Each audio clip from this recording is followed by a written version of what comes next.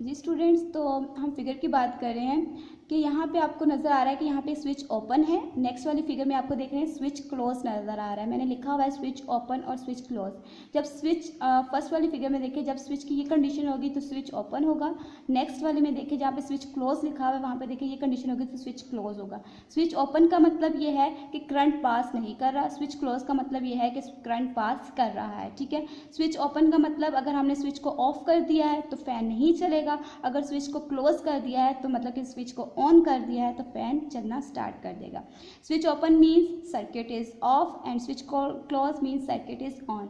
अब यहाँ पे आपको टू फिगर्स नज़र आ रही हैं स्टूडेंट्स, आपको टू फिगर्स नज़र आ रही हैं। यहाँ पे एक फिगर ए है हमारे पास और एक फिगर बी है।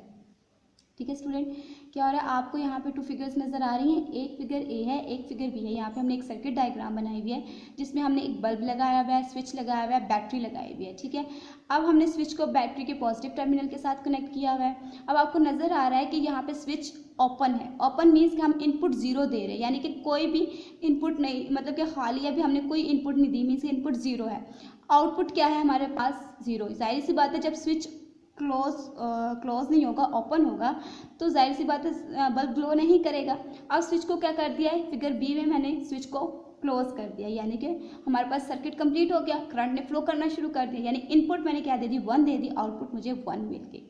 यानी कि अब ये डिपेंड कर रहा है कि हम सर्किट को कौन सी इनपुट दे रहे हैं, तब ही हमें पता चलेगा हमें क्या आउटपुट मिलेगी। ठीक है, इनपुट ही डिपेंड करती है किस पे, आउटपुट पे डिपेंड करती है इनपुट। और ये किसके ज़रिए हम ये शो करते हैं, थ्रू अ ट्रुथ टेबल। ये हमें पता चलता है, हम थ्रू ट्रुथ टेबल हम ये शो करते हैं कि हमारे पास सर्किट क्या है, कौन सी कंडीशन में है, स्विच ओपन है या क्लोज है, या करंट पास आउट हो रहा है या नहीं हो रहा है। ये हम इसे अपने इस स्टेटमेंट को जो है वो प्रूफ करते हैं थ्रू ट्रुथ टेबल। यहाँ पे आपको नज़र आ रहा होगा स्विच अगर ओपन है तो लैंप क्या होगा, ऑफ होगा। स्विच अगर क्लोज है तो लैंप क्या होगा, ऑन होगा।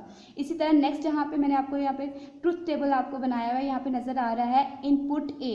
इनपुट ए मीन्स कि मैंने इनपुट क्या दी, पहले स्विच को क्या कर दिया था, मैंने ओपन कर दिया था, मीन्स कि आउटपुट भी मुझे जीरो मिली। यानी स्विच ओपन है मीन्स कि हमारे पास बल्ब ग्लो नहीं करा, तो हमारे पास क्या हो गया, जीरो हो गया। इसी तरह हमने इनपुट 1 दी तो हमारे पास आउटपुट भी क्या मिली, 1 मिली। अब जॉर्ज बुले क्या थे हमारे पास, जॉर्ज बुले थे एक हमारे पास, जॉर्ज बुले जो थे वो मैथमेटिशियन थे।